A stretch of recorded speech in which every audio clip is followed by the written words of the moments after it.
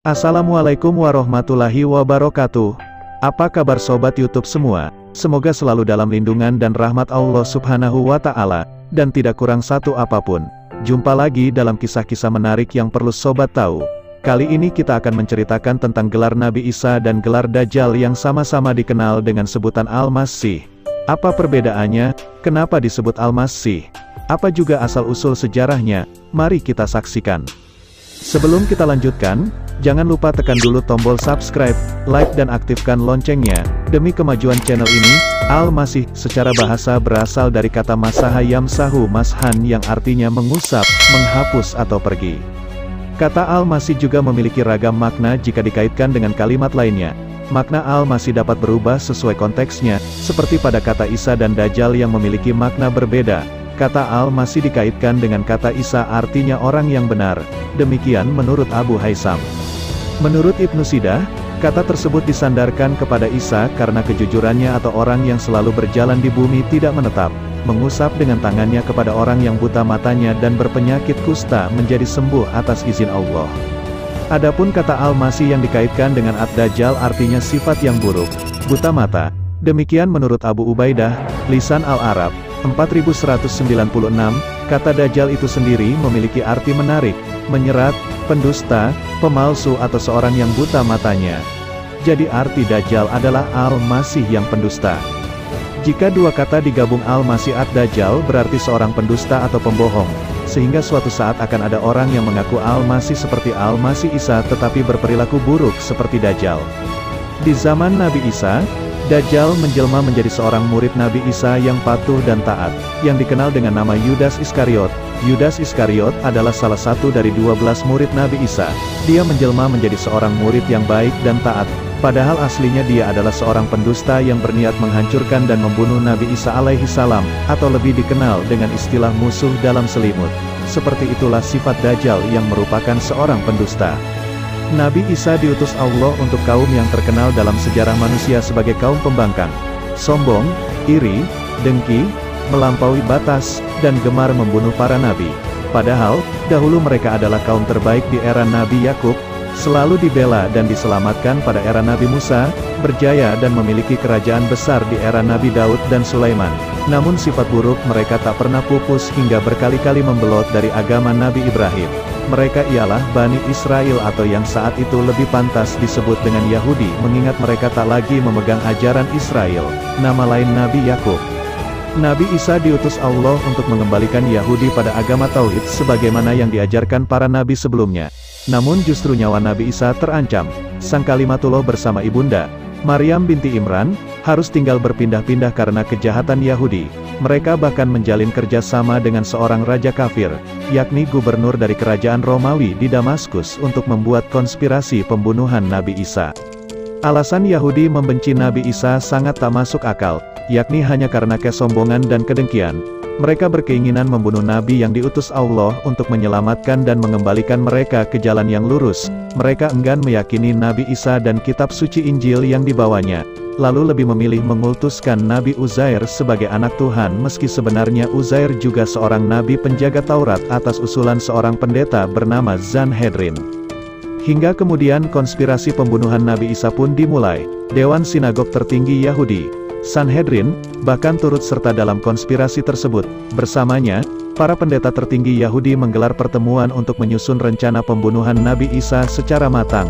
Mereka mengajukan tuduhan bahwa Isa tidak mengikuti agama Yahudi. Saat pertemuan tersebut, ternyata hadir salah seorang dari 12 murid Nabi Isa, yakni Yudas Iskariot, sehingga ia mengkhianati gurunya sendiri dan menawarkan bantuan pada Yahudi. Di depan Dewan Pendeta Yahudi, Yudas berkata, "Apa yang akan kalian beri jika aku membawanya, Isa, ke hadapan kalian?" Sang raja berjanji akan memberikan Yudas 30 sekel perak. Harta itu tak ada artinya bagi Yahudi yang sekian lama selalu gagal mencari persembunyian Nabi Isa dan pengikutnya. Namun sebenarnya Yudas bukanlah tergiur dengan harta tersebut.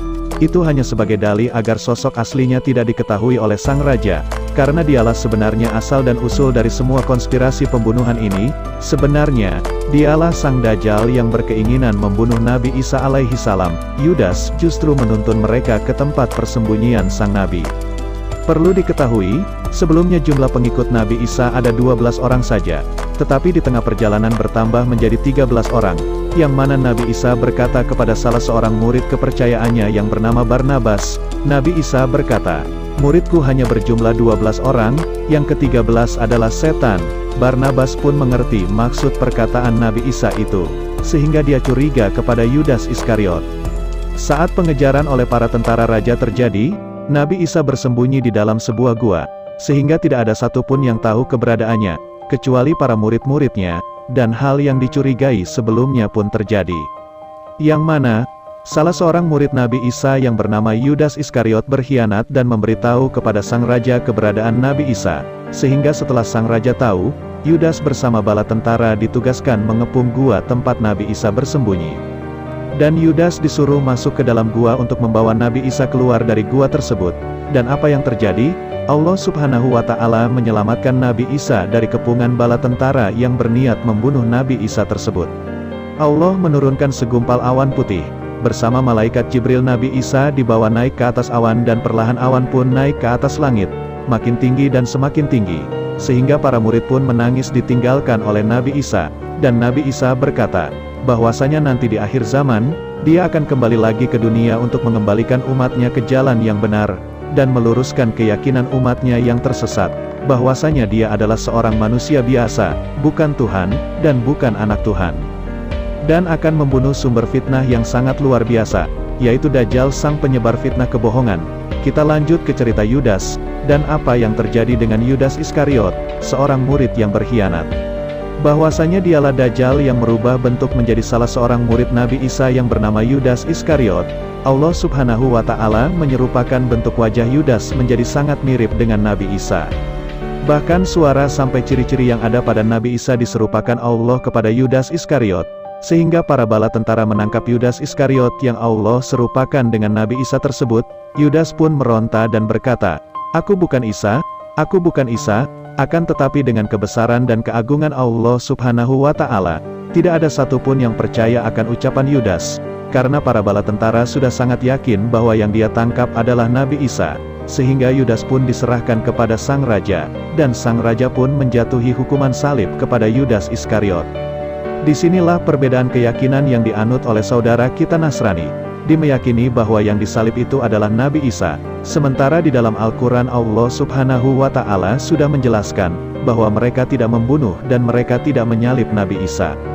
Allah Subhanahu wa Ta'ala mengangkat Nabi Isa ke langit dengan segumpal awan bersama malaikat Jibril, dan nanti di akhir zaman akan kembali lagi ke dunia ini dengan memakai syariat Nabi Muhammad SAW, dan meluruskan umatnya yang menganggap Nabi Isa sebagai Tuhan, dan membunuh sumber penyebar fitnah yang dikenal dengan fitnah Dajjal yang sangat dahsyat, sehingga penyebar fitnah yang bernama Dajjal pun mati di tangan Nabi Isa alaihissalam.